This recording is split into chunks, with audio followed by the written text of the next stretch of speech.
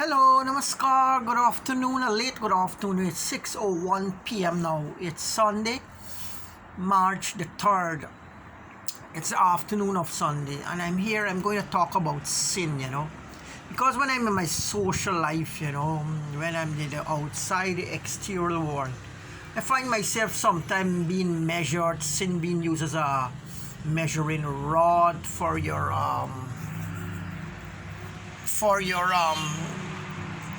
profile, your existential value. So I'm going to talk a little bit about sin. I've been in a yoga path, which is a faction of religion, sort of, yoga. Most people say yoga is not a religion, it's a science, but it also has some spiritual elements inside. And the subject of sin often arises. In fact, I remember talking with my father about sin. He said a child below 10 years is not responsible for his action. Daddy Jivasananda told me, he said, once you know that you're committing a sin and you stop, you know right from wrong, that it's wrong, and you stop, you're forgiven. You can turn over and lead a better life. So here I have my colleagues and friends who often want to hold me ransom for apparent things they know about me. Though nobody knows me I've met here who knows me, and all from childhood or whatever, they just know fragments of my life, whether it's at the university or it was in high school or university. But they don't know my life in entirety, because I've spent it at various stations, various points of movement, of rambling, of this flow of existence, this incarnation.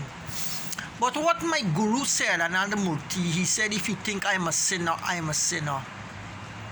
He said, you will become a sinner as you think, so you become. So he said, in the contrary, you should think, I am a child of God.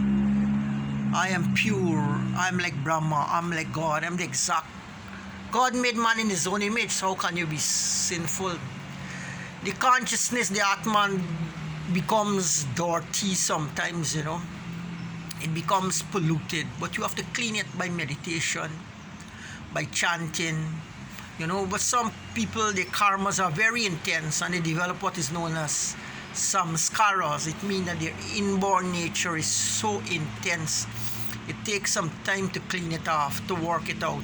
That's why sometimes the Tantra master, he beats, like Marpa Lotsawa from Tibet. The Zen masters, they beat so to cancel off the samskara, or this heavy, dark energy that you develop or pick up somewhere. So, the sarmka karma or samskara is not a part of you. This a man by nature is divine. It's just that he picks up due to imposition from society, due to inborn from previous incarnation, due to acquired from association from people. One of the meaning of Holi is coming up, and Ananda Murtiji said long ago in Bengal, when Caitanya Mahaprabhu visited there, they would celebrate Holi. And they would exchange these colors, throw colors at each other. It actually means, oh my God, my brother is cooking some very strong spices coming out from the kitchen there. So this exchange of color in Pagua is mainly the exchange of samskara, your mental colors. So to represent this social living, this social life, people throw the colors at each other. That's one of the meaning of Pagua, holy. So sin, man is not sinful, I'm a sinner and it's wrong.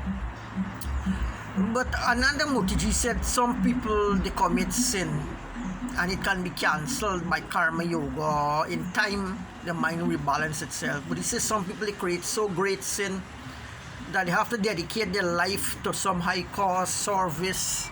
So they become monks, some become social workers, and they have to serve humanity. Some don't marry, some remain single and dedicate their life to high cause. In this way, they cancel off some of that big debt that they owe the universe, they owe existence, So it's good to have spiritual knowledge from childhood so you can know what is right and wrong. So this is the concept of sin, of sin. When it comes to sex sin, or what they call the karma, if you do it within the precepts of your lineage or spiritual lineage, or according to the guru, or according to the Kama Sutras, it is not sin. If you're married with the one person and you don't have illicit affair extramaritally, it's not a sin. But if you go against the tenets of your guru, who says you shouldn't have extramarital relationships, you shouldn't have illicit relationships, you shouldn't do things outside the marriage, then it is wrong, right? So that kind of conscience or that guilt feeling becomes sin. But where the sex sin is concerned, right, the sexual sins, right, Ramakrishna said that there are two categories of celibates. One who previously they felt a victim to lust and did lustful activity and this wrong activities, sexual activities, and so then they change, they stop doing it.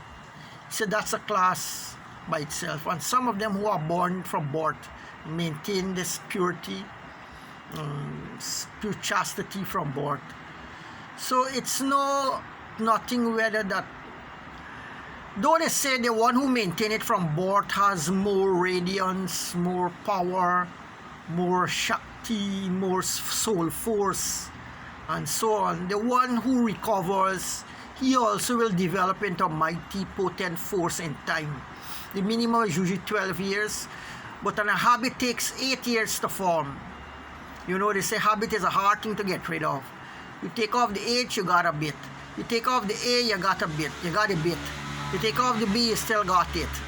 So a habit is a hard thing, and it takes 8 years for it to become ingrained into your system. So they said, the Hindu books say, if you serve a guru for 8 years or 12 years, you become just like him. You start to, some of the habits of him, you pick up and inculcate. So that's it. That not that if you're a lustful or bad person with women and with deviant sexual, you can't grow spiritually. Saint Augustine from North Africa, who was a Roman intellectual, he had so much playboy affairs, and yet he reformed and became a great saint. His mother prayed for him, Saint Monica, and he became Saint Augustine. Read the Confessions of Augustine Baker. He had Naropa from the Buddhist tradition. He was also handsome and was also loose, but he reformed and also became a great disciple of Tilopa. He undergo the 6 hard tests that Tilopa gave him, and then his mind became one with Tilopa, his guru. So some people, Babas, they say that sometimes the sin is so dense and the karma is so dense, that it's hard for you to clean it off. So what happens is that you might only be able to enjoy life to 70% or 60% as the impressions from your past actions continue there, And this might take a couple more incarnations, or by the Guru's grace, he can clean it off for you. He can remove it. So that's what I know about sin, that people do make sin as long as you're on planet Earth, you are walking, your feet is touching the ground. This is one of the Pandava Yudhishthira. When he was walking, his feet never touched the ground. It was something like 1 or 2 inches off the ground. Because he was known as Dharmaraj, he always spoke the truth. And the first time he told a lie, they saw his feet fell to the ground. That's how the legend goes. So each of these qualities, celibacy, truthfulness, honesty, mauna, silence, non-violence, they carry great imports, great significance and powers behind them when you practice them for a long while. But the best way to practice them is as prescribed by a master, self-realized master. For example, Ananda Murti and Ananda Margi said you can speak lies when needed. That would be Rita, not Satya. Satya is absolute truthfulness. You see, you can use force when needed to correct somebody, bring them around. You say you can marry. but regulate your married life.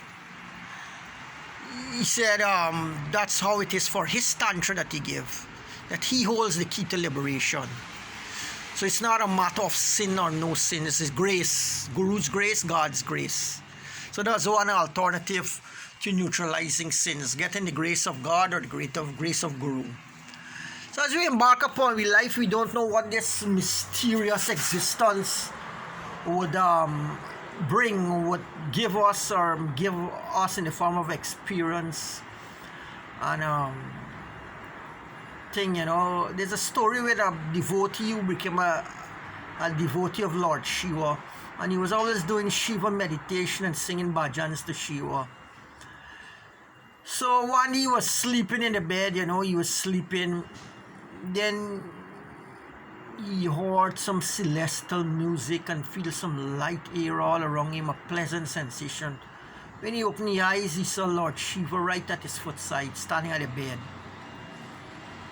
And Lord Shiva jumped on the bed, grab him by his throat, and push one of his hand down his mouth and pull out. Dragon, push another hand, pull out another monster, push and pull out from his mouth, and he was screaming and bawling, When the entire process done, he felt light and blissful. His entire being was just samadhi, state of mystical union, So Baba said, explain the story. He says the story of samskaras. That when you have so much sins in you, the Guru would take it in the form of grace. He takes it through many circumstantial pressure or through many blessings. He would take it, But then again, that's why Shiva is known as Nilakanta, his blue throat lord, because he drinks the poison of your sins and his throat become colored blue. That's how we celebrate Nilakanta Divas on the 12th of February, all Hindus and Andamargis. Another one is that Guru had a stick which he called Dukkha Hari. Dukkha means sorrow, sin. Hari means God. So the stick that removes sin, Hari, Dukkha Hari, is his stick. His stick we beat you with to neutralize your samskaras. So Tantra is a different feel, and the approach to sin is different. The concept is different, as it may hold in other faith like Christianity. They say, pray that I'm a sinner, forgive me, I'm a sinner, God, I'm a born sin, I'm miserable. They do penance and punish themselves for sins. But I would say think on the opposite. If you think on the opposite, you will develop the opposite qualities. So as you think, so you become. Namaskar, happy Sunday.